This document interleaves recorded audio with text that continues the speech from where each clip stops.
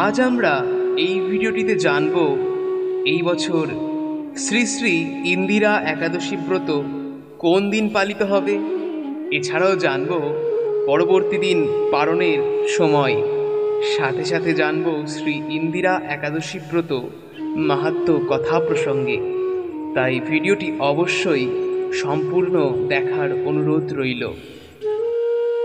রাধে রাধে, সকলকে জানাই শ্রী কথা প্রবাহ ধারা ইউটিউব চ্যানেলে সুস্বাগতম। প্রথমেই জানব কোন দিন পালিত হবে শ্রী শ্রী ইন্দিরা একাদশী ব্রত। এই বছর শ্রী ইন্দিরা একাদশী ব্রত পালিত হবে 11ই আশ্বিন 28শে সেপ্টেম্বর শনিবার এবং পরবর্তী দিন 12ই আশ্বিন 29শে সেপ্টেম্বর রবিবার পূর্বাহ্ন 9টা 29 মিনিটের মধ্যে এই একাদশীর পালন করতে হবে। এবার আমরা চলে যাব শ্রী শ্রী ইন্দিরা একাদশী ব্রত মাহাত্ম্য কথা প্রসঙ্গে। মহারাজ যুধিষ্ঠির বললেন, হে মধুসূদন, আশ্বিন মাসের কৃষ্ণপক্ষিয়া একাদশীর কি নাম তা কৃপা করে আমাকে বলুন। ভগবান শ্রীকৃষ্ণ বললেন, হে রাজন, আশ্বিন মাসের একাদশী ইন্দিরা নামে পরিচিত। এই ব্রত প্রভাবে মহাপাপ বিনষ্ট হয়, এমনকি কর্ম বিপাকে যারা নিম্নজনী লাভ করেছেন সেই পূর্বপুরুষদেরও উত্তম গতি লাভ হয়। এই একাদশীর মাহাত্ম্য শ্রবণ মাত্রই সামবেদীয় যজ্ঞ ফল প্রাপ্ত করা যায়। হে রাজন, মাহিষ্মতি নগরে ইন্দ্রসেন নামে এক প্রসিদ্ধ রাজা ছিলেন। ধর্মবিধি অনুসারে রাজ্য পালনে তিনি বিশেষ খ্যাতিসম্পন্ন ছিলেন। তার বিপুল ধনসম্পত্তি ছিল। পুত্র পৌত্রাদি সহ সুখে রাজ্য পরিচালনা করতেন। বিষ্ণুভক্তি পরায়ণ সেই রাজা নিরন্তর শ্রী গোবিন্দ নাম গানে মগ্ন থাকতেন। একদিন রাজা সুখে রাজসভায় বসে আছেন। এমন সময় দেবর্ষি নারদ স্বর্গ থেকে সেখানে এলেন। তাকে দর্শন করে রাজা হাত জোর করে উঠে দাঁড়ালেন। দণ্ডবৎ প্রণাম করে মুনিকে আসন, পাদ্য, অর্ঘ্য আদি ষোড়শোপচারে পূজা নিবেদন করলেন। তারপর বললেন, হে মুনিবর, আপনার দর্শন মাত্রই আমার যাবতীয় যজ্ঞ ফল লাভ হয়েছে। এখন আপনার আগমনের কারণ জানিয়ে আমাকে কৃতার্থ করুন। দেবর্ষি নারদ বললেন, হে মহারাজ, অতি বিস্ময়কর এক কথা শ্রবণ করুন। আমি একসময় যমলোকে গিয়েছিলাম। সেখানে যমরাজের সভায় বহু পুণ্যকারী আপনার পিতাকে দেখলাম। ব্রতভঙ্গ পাপে তাকে সেখানে যেতে হয়েছে। হে রাজন, আপনার পিতা যে সংবাদ প্রেরণ করেছেন আমি এখন তা আপনাকে বলছি। তিনি বললেন, হে ঋষিবর, মাহিষ্মতির ইন্দ্রসেন রাজা আমার পুত্র।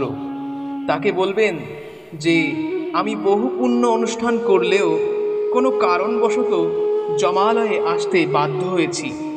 আপনি কৃপা করে তাকে সর্বপাপ নাশক ইন্দিরা একাদশী ব্রত পালন করতে বলবেন। সেই ব্রত প্রভাবে আমি নিষ্পাপ হয়ে স্বর্গলোকে যেতে সমর্থ হব।